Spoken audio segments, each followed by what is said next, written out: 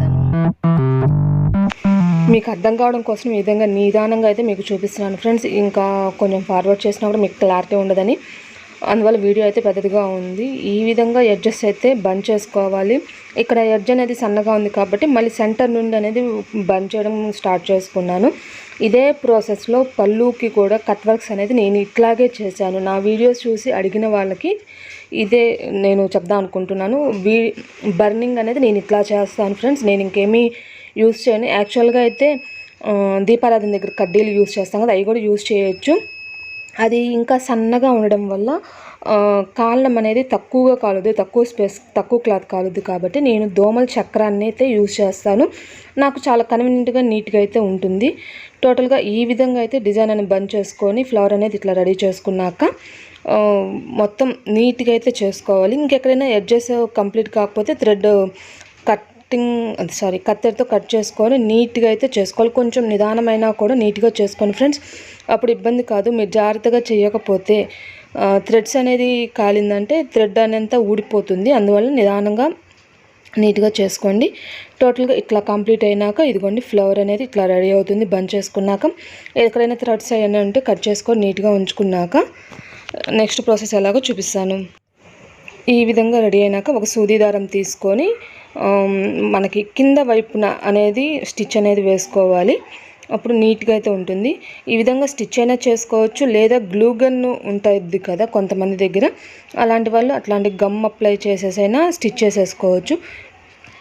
కాకపోతే నిదానంగా నీట్గా అనేది చేసుకోవాలి. టోటల్గా కంప్లీట్ అయితే మీకు అట్లాగా ఒక లుక్ అనేది అట్లా ఒక ఫ్లవర్ ప్యాచ్ అనేది అట్లా రెడీ అవుతుంది.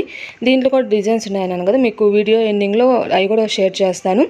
జాగ్రత్తగా నీట్గా అయితే అట్లా నిదానంగా నాటేసుకుంటూ స్టిచ్ అనేది చేసుకొని కంప్లీట్ చేసుకోవాలి ఫ్రెండ్స్. టోటల్గా ఇట్లాగా నీట్గా అయితే నిదానంగా చేసుకుంటే ఇట్లా లుక్ అయితే ఇట్లా వస్తుంది. కంప్లీట్ అయినాక ఫైనల్ లుక్ అనేది మీకు చూపిస్తాను.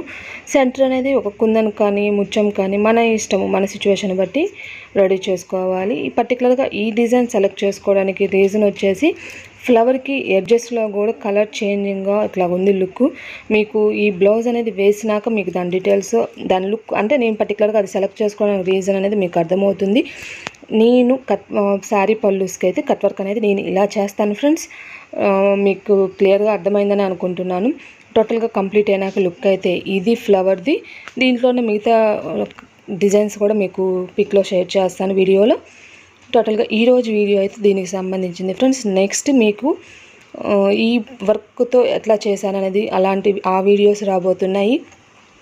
తర్వాత చెప్పాను కదా customer front neck, back neck, joint, with పెంచకుండా నేను ఎట్లా అడ్జస్ట్ చేశానని అడుగుతున్నారు కదా, అవన్నీ కూడా మీకు డీటెయిల్స్ అనేది తొందరలో రాబోతున్నాయి ఫ్రెండ్స్. స్కిప్ చేసుకోకుండా మిస్ కాకుండా వీడియోస్ అనేది వాచ్ చేయండి, మీకు అర్థమవుతాయి. టోటల్గా చెప్పాను కదా ఫ్లవర్ ప్యాటర్న్స్ మీకు ఈ ఎండింగ్లో ఉన్న ఫ్లవర్ అయితే నేను వేశాను. బట్ దీనికి అవుటర్ అనేది వస్తుందో రాలో తెలియదు. కానీ నేను వేసిన డిజైన్ మాత్రం కంపల్సరీ అవుటర్ అయితే వస్తుంది. ఇట్లా రోజ్ ప్యాటర్న్స్లో కూడా ఈ 2 టైప్స్లో కూడా ఫ్లవర్స్ వస్తాయి ఫ్రెండ్స్.